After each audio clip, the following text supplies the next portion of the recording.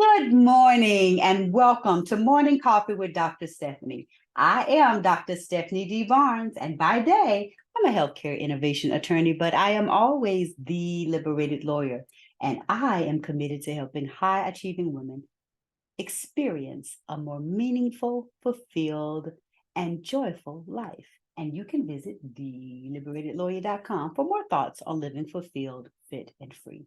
Life is too long to be unfulfilled. And I have a question for you. What's in your cup? As busy CEOs of our lives, we are always filling the cups of others. We fill the cups of our families and loved ones with inspiration and motivation. We fill the cups of our teams in the workplace with encouragement. But what is left for us? You cannot pour from an empty cup.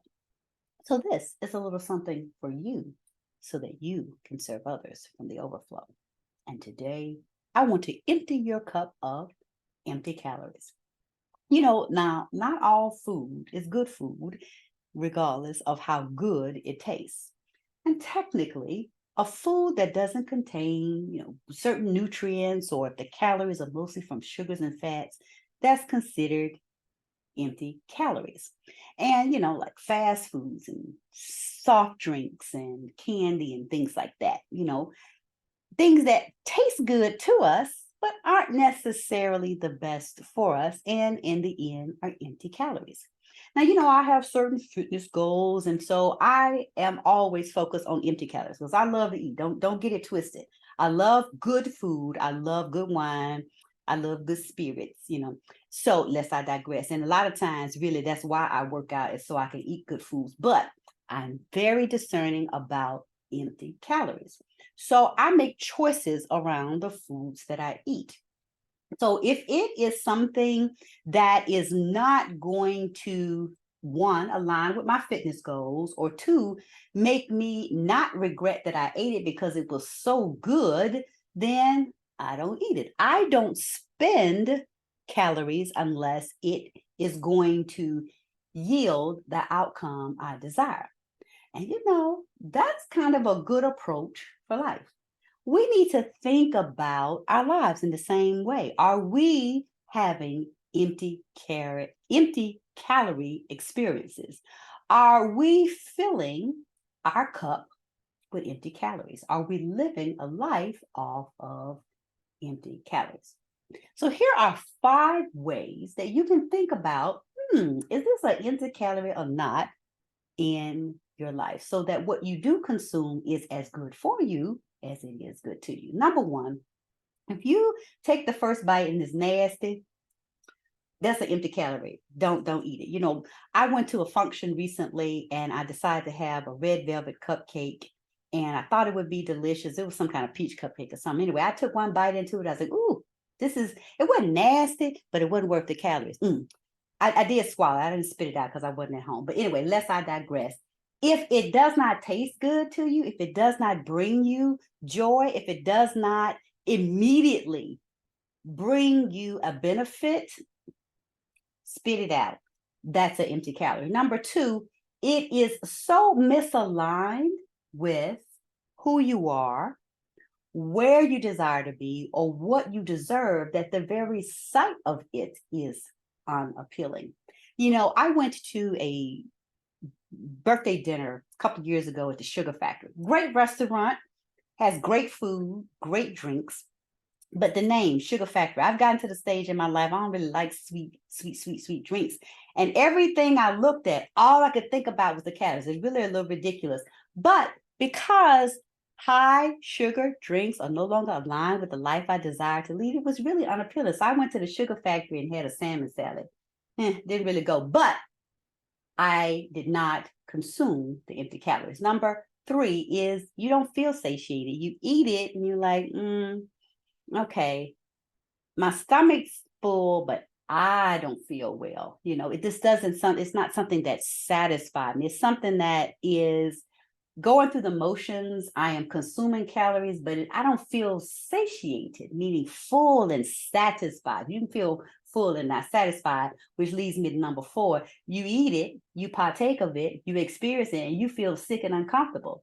I'll tell y'all another story. Like, I love tacos, Okay, Mexican food. So I went to a restaurant maybe a couple of months ago with my son. We had street tacos. Ooh, those tacos were so good. Now I don't eat pork, but I do eat bacon. Again, lest I digress.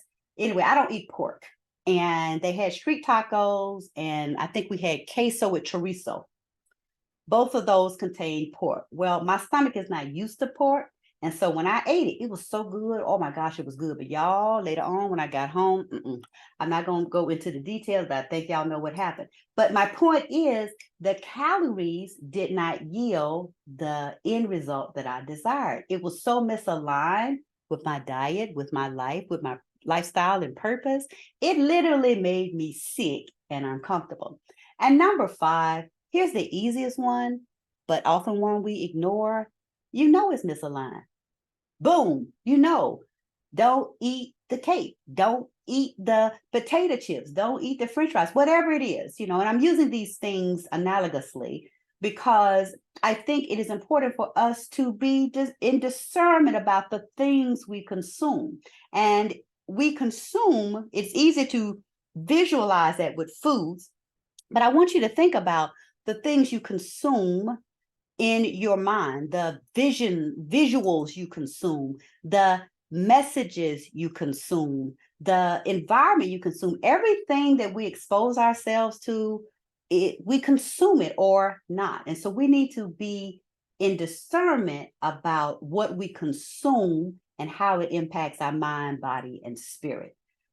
Because when you know better, you should do better. So when you fill your stomach with empty calories, you don't have room left for all the good food that will fill you with goodness. And when you fill your life with empty calories from people, relationships, environment, activities, I'm not even call them experiences, you don't have room for all the goodness that will leave you feeling joyful, meaningful, and fulfilled. Better put, the longer you entertain what's not for you, the longer you postpone what is. I got that from a meme. That's not an original thought, but it's poignant. And I love to remind myself and others that the longer you entertain what's not for you, the longer you postpone what is, because there is no room for it. So stop filling your life with empty calories while lying to yourself that you're getting full. Save your calories for things that are going to enrich your life and leave you with this satiation of joy, fulfillment, and meaning. These are some of the empty calories that are filling you up with junk: self-sabotaging actions, negative thoughts, toxic relationships, situationships. I don't even know what we still doing here, ships, all that. Those are things that leave you heavy and lethargic, empty calories. Today is the day to savor the goodness of life that is rich in everything you desire and deserve. It's time to make room for the thoughts, people, experiences, and actions that lead you to the life you desire and deserve. Get full on the goodness and all that is good to and good for you. Today is the day to make sure that every calorie you consume in your mind, body, and spirit is full of goodness for you. I hope that you have been inspired by today's morning coffee to fill your cup with goodness so that you can go throughout the rest of this week and give to others from the overflow. And if you are a woman who's ready to fill her cup with some goodness, reach out to me for a revelation conversation. We can start talking about the things you need to empty your cup of. Life is too long to be unfulfilled.